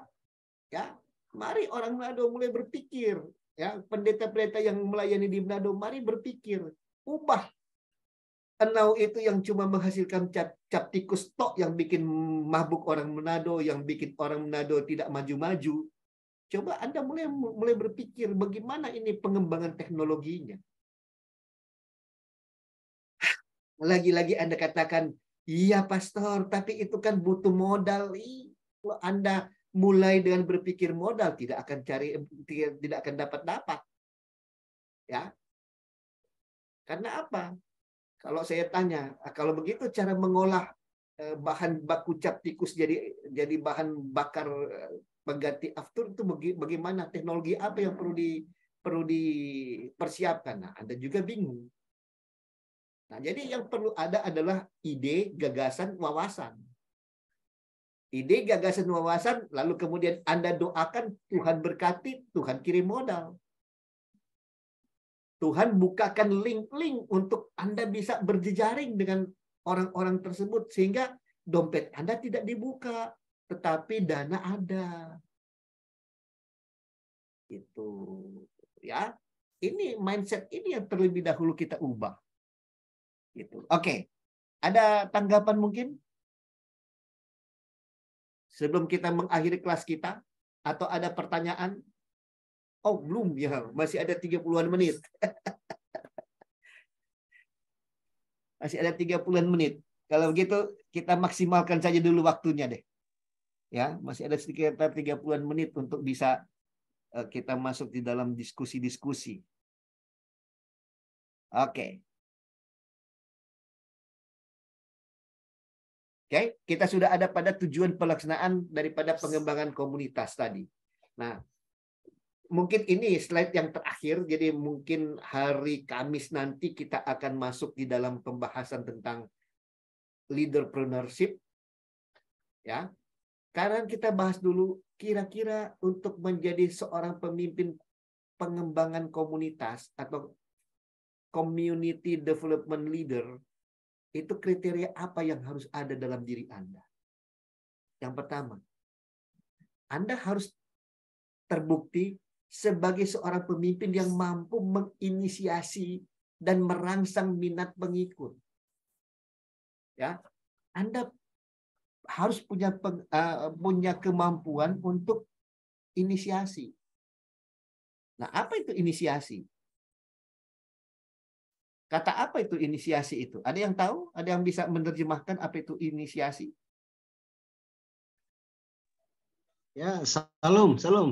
Ya, shalom. Ya. Sebelumnya saya minta maaf tadi keluar dari room karena anak saya menuju ke rumah saya ada kecelakaan kecil, sepeda motor bertabrakan dengan orang. Ya, ya. Jadi sudah dibawa ke rumah sakit tadi, sudah baik. Nah, ini inisiasi tadi saya tanggapi Pak ya. Ya. Inisiasi adalah inisiatif dari seorang pemimpin itu. Ya, inisiatif dari seorang pemimpin untuk merencanakan melakukan sesuatu yang dibutuhkan di lingkungannya, mungkin seperti itu, Pak. Iya. Makasih. Oke. Ya, baik, terima kasih. Ada lagi yang lain? Apa itu inisiasi?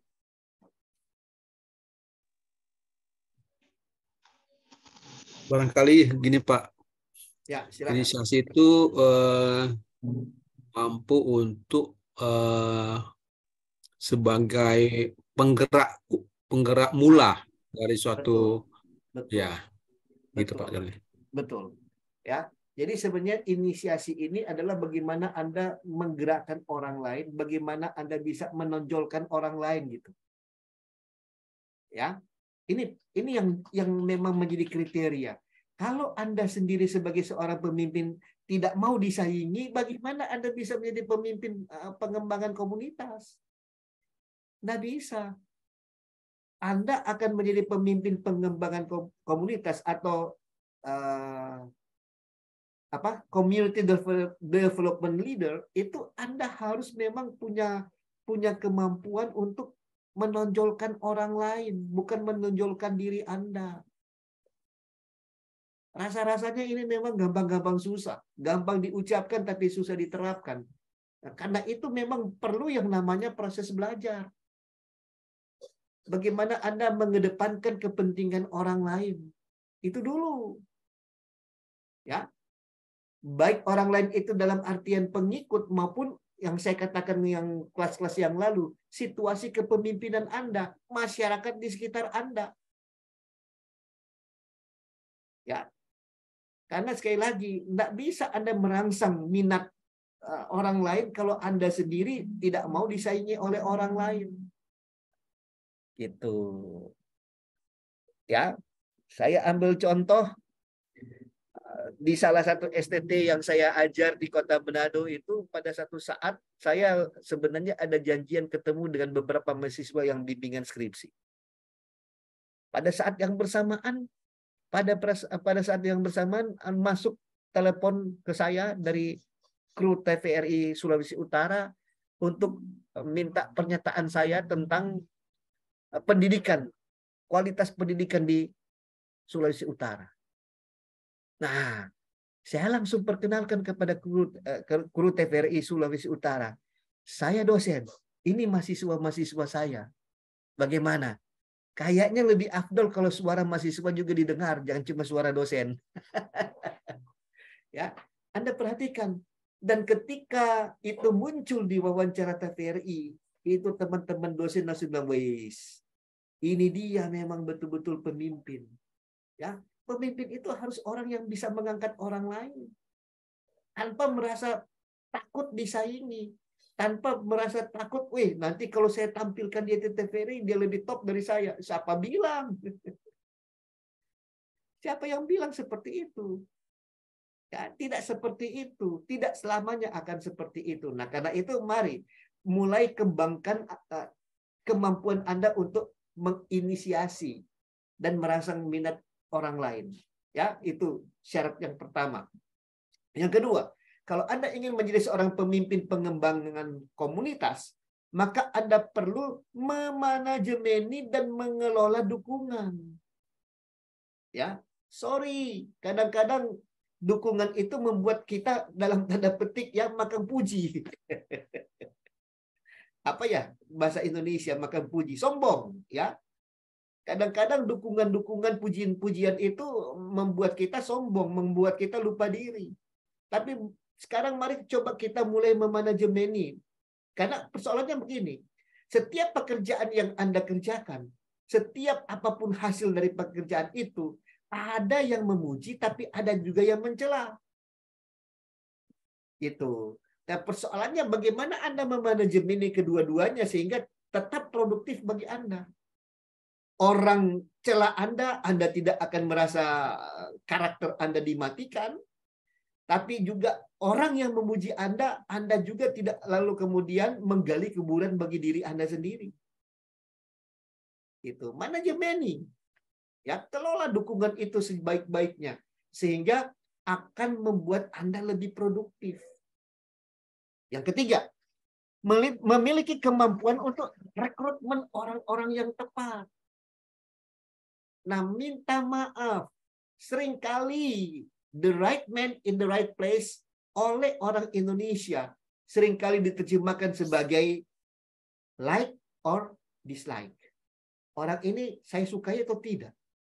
Kalau saya tidak suka, bodoh amat kamu punya kemampuan. Itu persoalannya. Kita selalu berkata, apa sih pengetahuan itu? Apa sih keterampilan itu kalau karakternya payah? Nah, ketika Anda mengatakan karakter payah, apakah didukung dengan data otentik? Apakah didukung dengan data valid bahwa orang itu karakternya rendah? Jangan-jangan cuma karena Anda tidak suka orang itu. Sehingga Anda kerdilkan kemampuannya. Anda kerdilkan keterampilannya. Oke? Dan yang terakhir, kriteria yang terakhir adalah mampu mengimplementasikan, mampu mengubah, mampu mewujudkan strategi dan perencanaan itu ke dalam tindakan nyata, action. Ya, ke dalam implementasi atau ke dalam penerapan kerja. Itu. Ya, ini 4 kriteria kalau Anda ingin melakukan sebuah perubahan pada komunitas Anda. Kalau Anda ingin mengembangkan komunitas di sekitar Anda. Dan sebagai pemimpin gereja, saya mendorong teman-teman semua, yuk mulai sekarang berpikir, mulai sekarang merencanakan bagaimana Anda bisa mengembangkan komunitas di sekitar gereja Anda sehingga Anda bukan Anda yang mendaulat, ya, bukan Anda yang mempromosikan, tetapi komunitas di sekitar Anda akan mengakui bahwa Anda itu adalah pemimpin transformatif. Oke. Saya pikir materi kita pada malam hari ini cukup sekian dulu. Ya. Saya lihat juga waktu yang tinggal 15 menit lagi. Kalau ada yang mau ditanyakan atau ada yang mau memberikan pendapat, komentar, atau mungkin ada testimoni sedikit, silahkan. Kalau ada yang punya testimoni sedikit, Pak Filipus mungkin sudah siap ini. Silahkan Pak. Ya, salam, salam. Shalom. Saya sangat setuju sekali, Pak. Apalagi posisinya kita sebagai pemimpin, baik di jemaat maupun di masyarakat. Menjadi seorang entrepreneurship itu memang sangat tepat sekali, Pak. Ya, seperti itu. Jadi ada 4 hal yang disampaikan pada malam ini bagi saya itu adalah modal. Ya, modal dan kita kembali dikuatkan lagi untuk menjadikan kita lebih daripada yang biasa-biasa. Itu komen saya terhadap pelajaran kita saat malam ini, Pak. Terima kasih, Pak. Sangat penting. Ya, sangat penting sekali. Apalagi kalau kita ini di jemaat adalah sangat penting karena yang kita pimpin ini kadangkali ketergantungannya dengan seorang pemimpin itu sangat terjadi di lapangan seperti itu. Jadi kalau kita pemimpin ini istilahnya pasif, ya ada sedikit anunya juga terhadap jemaat yang kita pimpin seperti itu. Terima kasih untuk pelajaran malam ini, Pak. Tuhan berkati. Baik, Salam, terima salam. kasih. Terima kasih untuk komentarnya. Kalau Pak Filipus sendiri ada gagasan-gagasan menarik mungkin yang bisa dibagikan di kelas ini, silakan. Ya, gagasan-gagasan yang menarik adalah yang saya dapati bukan yang Bapak ada gagasan menarik yang Bapak bisa tawarkan untuk di kelas ini. Ya, salam Pak. Ya, gimana tadi? Ada gagasan menarik yang Pak bisa tawarkan di kelas ini untuk teman-teman bisa lakukan untuk menjadi seorang pemimpin pengembangan komunitas.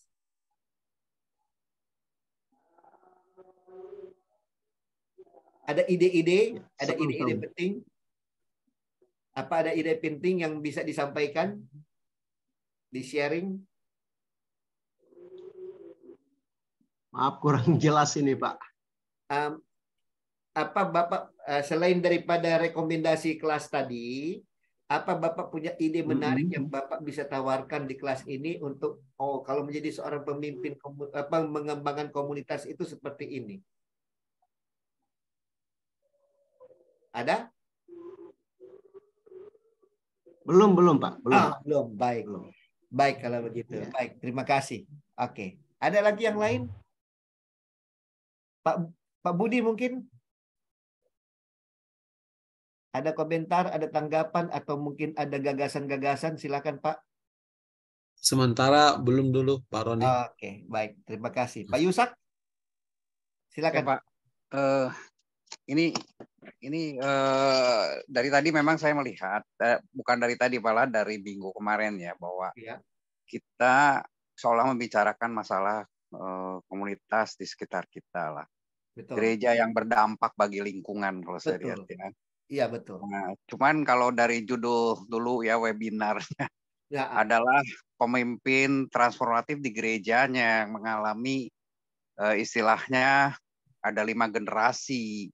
Nah di situ memang kalau saya lihat ini satu hal yang menarik untuk dibahas karena saya lihat di buku You Lost Me itu memang ada beberapa generasi muda itu meninggalkan gereja karena gereja tidak memberikan jawaban atas keraguan iman mereka.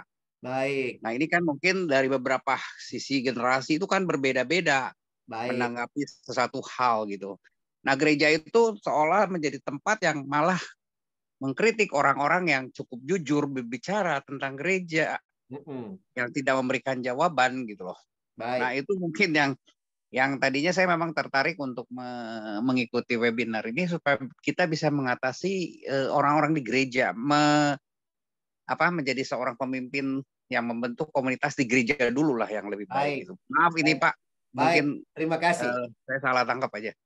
Tidak, saya pikir Bapak tidak salah tangkap, cuma memang untuk bisa untuk bisa berdampak ke dalam, saya berpikir gereja juga harus punya dampak keluar.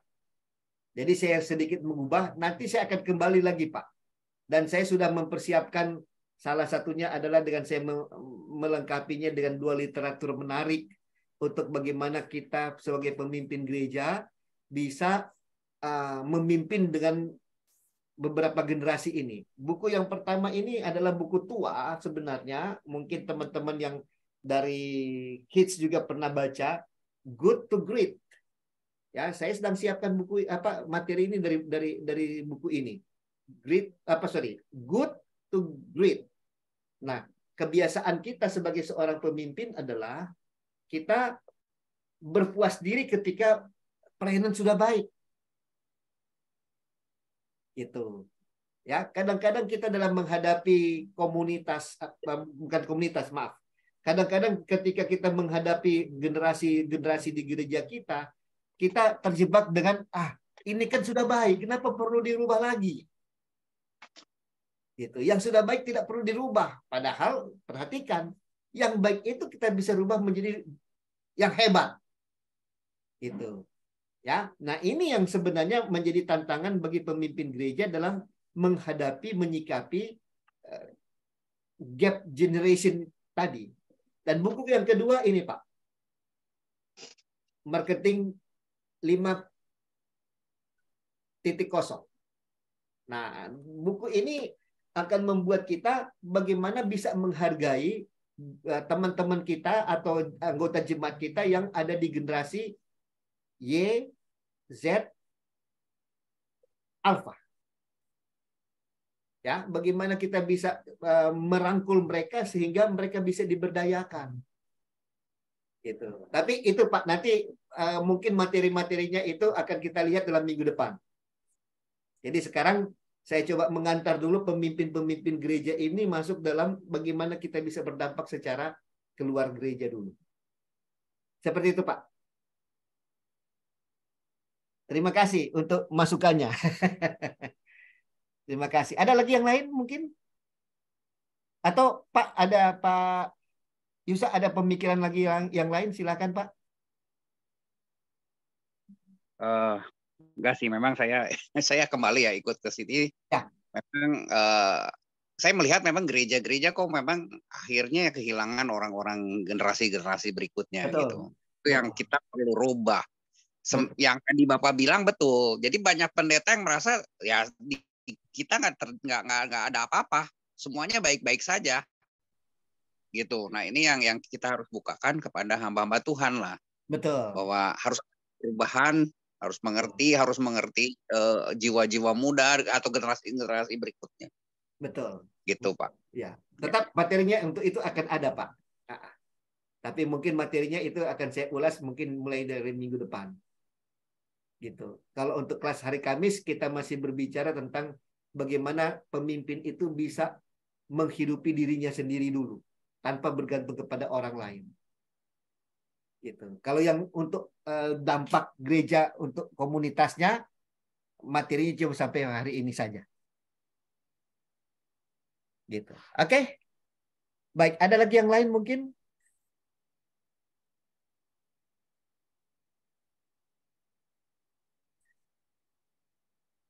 Kalau sudah tidak ada, saya serahkan kepada Ibu Admin untuk closing kelas kita karena saya lihat waktunya juga sudah mulai mepet. Kecuali kalau masih ada yang mau dibicarakan, silahkan. Tapi kalau tidak, ya saya serahkan kepada Ibu Via lagi kayaknya hilang ini. Oh ada, masih ada. Silakan Ibu Via.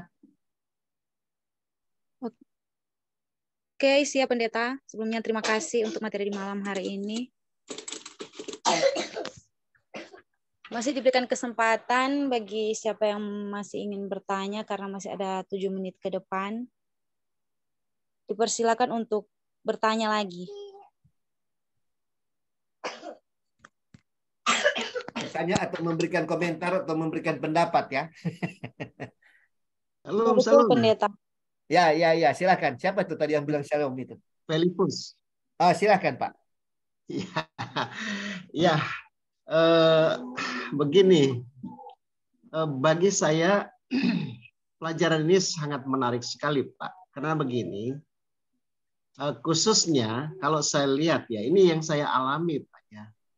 Yang saya alami, apa yang menjadi perbincangan kita di saat malam ini, saya sangat setuju apabila seorang pemimpin ini, ya, karena tidak semua misi atau pelayanan itu ada dukungan dari atasannya, Pak. Boleh dikata misalnya dari majelis daerah atau majelis pusatnya.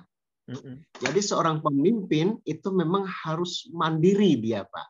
Betul. Nah, untuk mandiri itu ilmu entrepreneurship ini menurut saya adalah tepat sekali bagi seorang yang melayani begitu. Karena dia harus menghidupi dirinya supaya dia bisa bertahan dalam pelayanan, dalam tugasnya.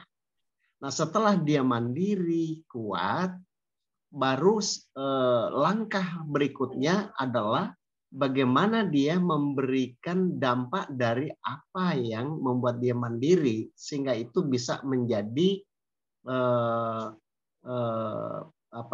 dirasakan, dinikmati oleh pengikutnya. Menurut saya seperti itu, Pak. Itu pengalaman saya dalam pelayanan di tempat-tempat yang minim lah, Pak, artinya begitu. Minim dukungan. Baik. Baik, terima kasih, Pak. Itu kita akan mulai lihat kelas hari Kamis nanti. Iya. Baru kemudian kelas hari Senin kita akan kembali ke landasan. Kita kembali ke landasan untuk kita berbicara bagaimana kita bisa mengubah jemaat kita yang memang multi generasi itu. Oke. Ya, Ibu Adpin, kita hari ini kelas keberapa ya? 5 atau 6 ya? 5. 5, oke. Sudah pas karena nanti kemudian kita akan, kan 10 kali pertemuan toh? Iya, betul, Pak. Jadi masih ada cukup waktu untuk kita kembali untuk melandaskan atau untuk membuat pesawat itu bisa landing.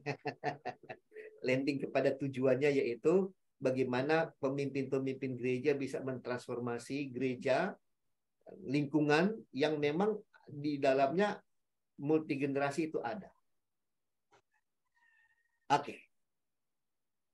Masih ada yang mau menyampaikan sesuatu mungkin?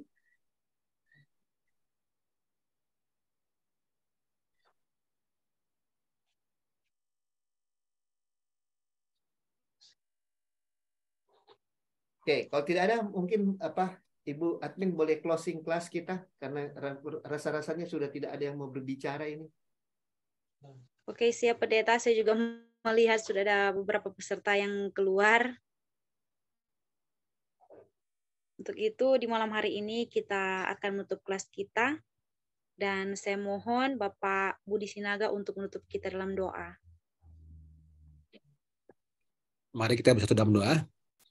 Bapak Surgawi, terima kasih Tuhan untuk pembelajaran kami di malam ini Bapak.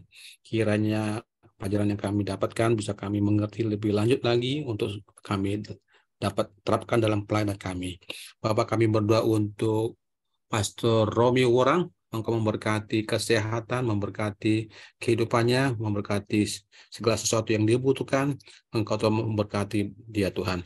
Juga Tuhan dalam pelayanannya Engkau tambah-tambahkan lagi Tuhan hikmat marifat daripadamu Tuhan. Terima kasih Bapa. Inilah doa kami yang kami alaskan. Di dalam nama Yesus kami berdoa. Haleluya. Amin. Amin. Amin. Terima kasih. Ya, Pak terima kasih. Ya, mungkin boleh foto dulu kah? Oke, siap pendeta. Matikan dulu recordnya pendeta. Ya, buka kamera.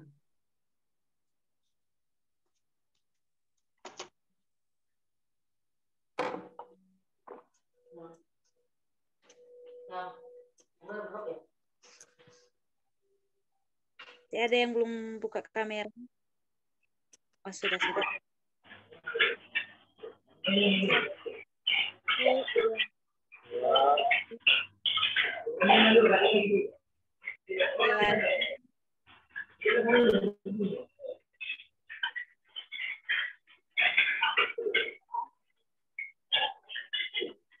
Siapa yang foto ini? Kita pendeta kasih ke foto. Oke, siap. Nanti posting di grup ya. Oke, pendeta. Kasih banyak pendeta. Terima kasih semuanya. Salam, terima kasih. Salam, Terima terima kasih. kasih. Terima kasih. Tuhan berkati semuanya. Berkati juga. Shalom. Sampai hari Kamis ya. Oke, siap pendeta.